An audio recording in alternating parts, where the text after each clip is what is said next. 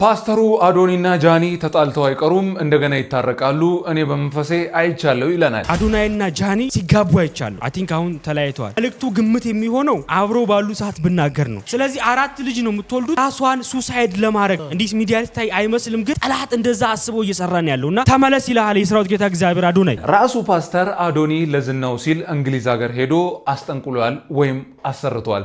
ለዚህ ነው 444ን ያመጣው ይለናል። አዶናይ ከጥልቁ ዓለም ጋር ለዚህ ለዝና ብሎ ኪዳን ሲገባ አየው። ምንድነው ስል ከዚህ ከቁጥሩ 444 ከሚለው ቁጥሩ ጋር ኤንጀሊክ ነምበር ነው። በሌላም በኩል አንድ አረብ ሀገር ምትኖር እህታችን በአዶኒና በጃኒ ጉዳይ መንግስት ጣልቃ ገብቶ ካላስታረቀ በቀር እኔ ራሴን አጠፋለሁ ብሞት አዶኒና ጃኒ ናቸው ተጠያቂ ትላለች። ለኔ የምታስቡ ከሆነ ማለት ነው ትንሽዬ ፍንጭ ስጡኝ።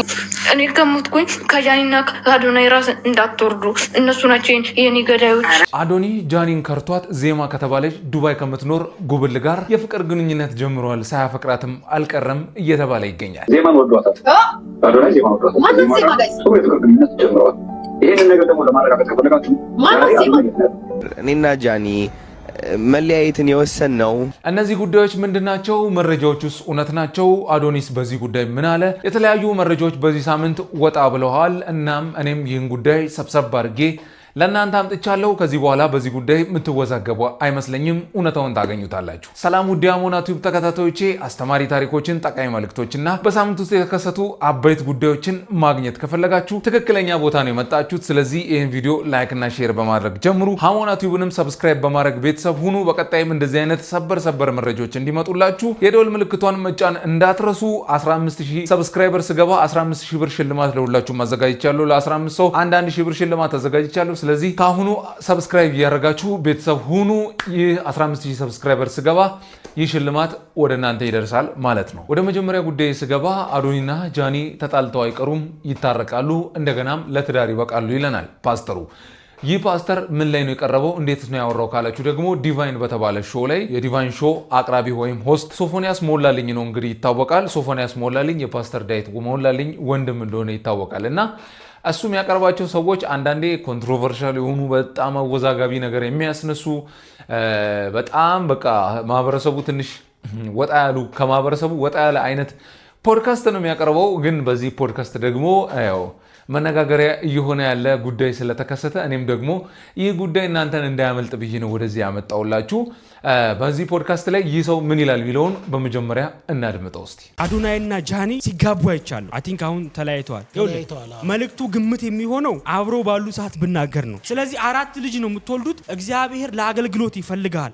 ማንን ነው የሚፈልገው? አዶናይን። እሺ አሁን ልጅቷን ትቷታል ራሷን ሱሳይድ ለማድረግ እንዲስ ሚዲያ ላይ አይመስልም ግን ጠላት እንደዛ አስቦ እየሰራን ያለውና ተመለስ ይላል የሰራዊት ጌታ እግዚአብሔር አዶናይ። እንግዲህ ይህን ይመስላል የተናገረው ንግግር። እኔም ያው ቆረጥ አድርጌ ነው ወደ እናንተ ያመጣሁት። በዚህ ጉዳይ ላይ ምንም እርግጠኛ ልንሆን አንችልም። ያው ሁሉም ሰው የየራሱን ፍላጎት የየራሱን ኢንተረስት ነው የሚያወራው እና ከዚህ ጉዳይ ጋር ግን በጣም በቃ ብዙ ሰዎች በዚህ ሳምንት እንደተከፉ መለያየታቸውን ሁለቱም በራሳቸው የቲክቶክ አካውንት ስቶሪ በማድረግ ያሰቡትን ሀሳብ በመጻፍ በሰላም ተለያይተናል ብለው ገልጸው ነበረ።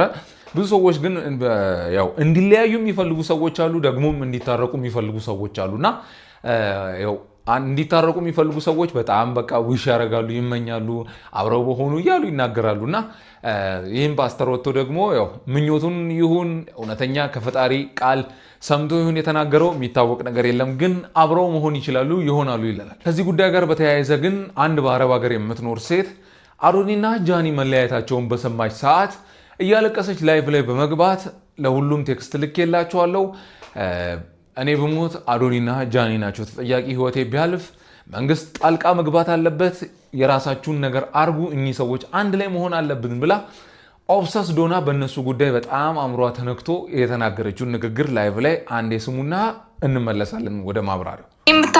ለኔ የምታስቡ ከሆነ ማለት ነው ትንሽዬ ፍንጭ ስጡኝ። የእውነቱ ማለት ነው የእውነቱ የሚያቅሰው ካላስገቢ ለአዶናይ ደብዳቤ ልክለት አልመለሰም።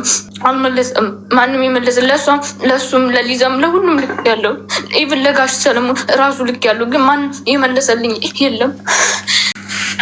አሁን እነሱ ውዝግብ ያለ ሁኔታ ላይ ስለሆኑ ነው የሰርጉ የሁላችን የመቃብር መለበሻ ነው የሚሆነው። እኔ ከሞትኩኝ ከጃኒና ከአዶናይ ራስ እንዳትወርዱ። እነሱ ናቸው የኔ ገዳዮች። እንደዚህ አይባልም። ተይ እንደዚህ አይባልም። እንግዲህ እንዳደመጣችሁት ነው። አንዳንድ ሰዎች በሰው ጉዳይ ኦብሰስ ይሆናሉ። ለሰዎች ያላቸው ፍቅር በጣም ጥልቅ ከመሆኑ የተነሳ አንዳንዴ ማይገባ ነገር ሲያደርጉ ይገኛሉ እና አሁን ይህን ነገር ስትሰሙ እናንተ በቃ ልትስቁ ትችላል። ምን አይነት ሞኝ ልትሉ ትችላላችሁ። እና እቺ ልጅ በእነሱ ጉዳይ በጣም ኦብሰስ ሊሆነች እነሱን ስታይ ደስ የሚላት አንዳንዴ ሰው ሊሆን የሚመኘውን ነገር የሆነ የሚወደው ሰው ሆኖ ሲገኝለት ደስ ይለዋል እና በጣም በቃ በዚህ ጉዳይ ኦብሰስ አሁን ሰው የራሱን ህይወት እንኳን ፈቶ ምንም ባይሆንበት ጊዜ የአዶኒና የጃኒ ህይወት አሳስቧት ራሴን ባጠፋ ምናምን እስከ ማለት ድረስ የሚያደርስ ምንም ጉዳይ የለም እና አንዳንዴ በሰው ጉዳይ እንደዚህ ሰውን ልንወድ ይገባል፣ ልናከብር ይገባል፣ ሻይን እንዲያረጉ ልንመኝ ይገባል፣ የራሳችንን የሆነ ነገር ልናደርግ ይገባል። ግን በሰው ጉዳይ የዚህን ያህል አእምሯችንን እስኪቆጣጠር እስክናለቅስ ህይወቴን ምናምን ባጠፋ ምናምን እስክንል ድረስ መድረስ የለብንም። ይህ ጉዳይ ትንሽ መነጋገሪያ ነው፣ ግን ልክ አይደለም። እንዲህ አይነት ጉዳይ ላይ አረብ ሀገራት ላይ የምትኖሩ የማዳም ቅመሞች ተብላችሁ የምትጠሩ ሰዎች እንግዲህ ልትጠነቀቁ ይገባል።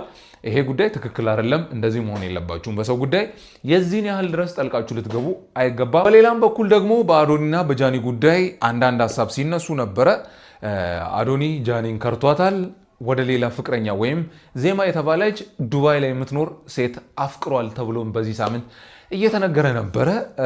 እስቲ እሱንም ደግሞ አንዴ ላይቭ ላይ ሰምተን እንመለስ የተባለውን ነገር። ዜማን ወዷታል። አዶናይ ዜማን ወዷታል። የፍቅር ግንኙነት ጀምረዋል። ይህንን ነገር ደግሞ ለማረጋገጥ ከፈለጋችሁ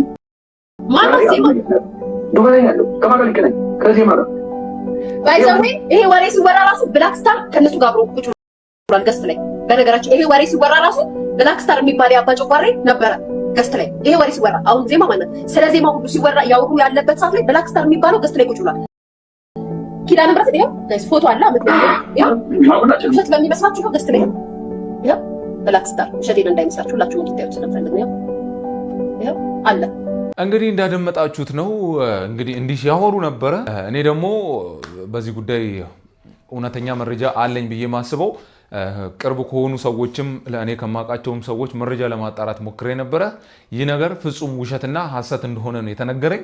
ምክንያቱም እቺ ዜማ ከተባለች ሴት ጋር አዶናይ እንደተገናኘ በእርግጥም ይታወቃል። ዱባይ ላይም አሜሪካን በሄደበት ሾው ሊያዘጋጅ በሄደበት እዛ እንደተገናኘ ይታወቃል። ግን የፍቅር ግንኙነት ጀምረዋል ከርቷታል ምናምን የሚባለው ነገር ፍጹም ውሸት እንደሆነ ነው እኔ ከቅርብ መረጃዎች ያጣራሁት የሰማሁትም። ምክንያቱም እቺ ሴት የትግራይ አሸንዳ አምባሳደርም ተብላ ተደርጋ ትሾማለች። ዴላምፔጅ በመጣ ጊዜ ከዴላምፔጅም ጋር ሲያገናኛት ነበረ። ቪዲዮ አስገባላችኋለሁ ከፈለጋችሁ። እናም አምባሳደር ናት ሲል ነበረ። ሌላ ምንም አይነት ግንኙነት እንደሌላቸው ነው የታወቀው እና ብዙም ይህ መረጃ ሐሰት እንደሆነ ነው ለነግራችሁ። ምክንያቱም እየተዘዋወረ ሲመጣ እናንተም ልታምኑ ትችላላችሁ ብዬ ስላሰብኩ ነው ወደ እናንተ ይዤ የመጣሁት። ግን ይህ ሐሰተኛ መረጃ እንደሆነ ልነግራችሁ እወዳለሁ። ወደ ሌላኛው ጉዳይ ስንገባ ቅድም የነገርኳችሁ ፓስተር አዶናይ ዝናውን ለማስቀጠል ሲል እንግሊዝ ሀገር ሄዶ ጥንቆላ አሰርቷል ይለናል። እሱንም አንዴ እናድምጠው። አዶናይ ከጥልቁ ዓለም ጋር ለዚህ ለዝና ብሎ ኪዳን ሲገባ አየው። ምንድነው ስል ከዚህ ከቁጥሩ 444 ከሚለው ቁጥሩ ጋር ኤንጀሊክ ነምበር ነው። ኤንጀሊክ ነምበር እና እነ ጄዚ የቢዮንሴ ባለቤት መሰለኝ የመጀመሪያ አልበሙን መጠሪያ ስም አድርጎ 444 ብሎ ነው መጠሪያ ስም ያደረገውና ለዝና ተብሎ ልጁ ሰዎች ይመስሉኛል ወደዚህ ገፋፉት። እኔ ግን ያየሁት ሄዶ ከዚህ ከጥልቁ ዓለም ጋር ለዝና ለሞገስ ነው። ይህ ሰው ግን ምንም አይነት ማስረጃ የለውም። እንደዚህ ብሎ ተናግሯል። አንዳንዴ በሬ የወለደ ወሬዎች ወይም እኛ የምናስባቸው የምንናገራቸው ለፖድካስት ማድመቂያ ቪው ለማግኘት እይታን ለማግኘት የተለያዩ አይነት ነገሮች የምናደርጋቸው ነገሮች በጣም ሾክ አድርገው ብዙ ሰዎች እንዲደነግጡ የሆነ ነገር ውስጥ እንዲገቡ ሊያደርጉ የሚፈልጉ ሰዎች አሉና እንዲህ አይነት ነገሮች ምንም ኤቪደንስ የለውም። አሁን ይህ ሰው እንደዛ ለማድረጉ ምንም አይነት ማስረጃ የለውም። እሱ ጀስት ተነስቶ ያለው አዶናይ ማዳ 444 ሚል ፕሮጀክት እንዳስጀመረ ታውቃላችሁ። እናም ከዛ የተነሳ ያን ነገር ብዙ ሰዎች መጥፎ ነገር ነው 666 ነው ኢሉሚናቲ ነው የተለያየ አይነት ነገሮች ሲሉ ነበር። አዶናይ ግን አንድነትን ህብረትን የሚያሳይ ነው። እንዲህ አይነት ሰዎች ደግሞ እንዲህ አይነት ነገሮችን እያመጡ ነው ያሉትና አንድነትና ህብረትን ለማሳየት የተነሳ ከሆነ ልጁ ከተናገረው ውጭ ሌላ ነገር ልንል አይገባም። እንዲህ አይነት ወሬዎች ግን በሬ ወለደ ወሬዎች ጥሩ አይደለም ብዬ አስባለሁ። በመጨረሻም ደግሞ አዶናይ ብዙ ሰዎች ሊያለያዩን ይሞክራሉ። በእኔም በኩል የኔን ስም ለማጥፋት በእሷም የእሷን ስም ለማጥፋት የሚመጡ ብዙ ሰዎች አሉ። እኛ ግን ሰላማዊ በሆነ ሁኔታ የሆነ ችግር ቢያጋጥማት እኔም እደርስላታለሁ፣ የሆነ ችግር ቢያጋጥመኝ እሷም ትደርስልኛለች። በእንደዛ አይነት ሰላማዊ በሆነ ሁኔታ ነው የተለያየ ነው ይለናል። እናድምጠው እስቲ። እኔና ጃኒ መለያየትን የወሰንነው በሚያስጠላ መንገድ አይደለም። ኦፍኮርስ ሁለታችንም እንጎዳለን። ኦፍኮርስ እሷም ትጎዳለች፣ እኔም እጎዳለሁ። ግን አንዳንዴ ልብ ብለህ ስታስተውል የተለያየ የየራስህ መንገድ እንዳለህ ታውቃለህ። ይህ ማለት ጃኒ ጎዶሎ ነች ወይም ደግሞ አዶናይ ሙሉ ነው ወይም ደግሞ አዶናይ ጎዶሎ ነው ጃኒ ሙሉ ነች ማለት አይደለም። ሁላችንም ሰው ነን። የራሳችን እግዚአብሔር የሰጠን መንገድ አለና ማስተዋልን ይጠይቃል። እንደዚህ አይነት ውሳኔ ለመወሰን ተረዳችሁኝ? ማስተዋልን ይጠይቃል። እግዚአብሔር ያለበት መከባበር። እንግዲህ እንዳደመጣችሁት ነው።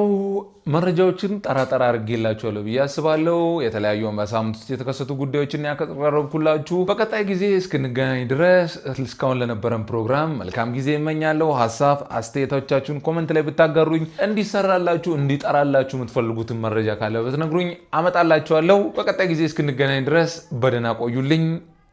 በብልሃት እንኖር።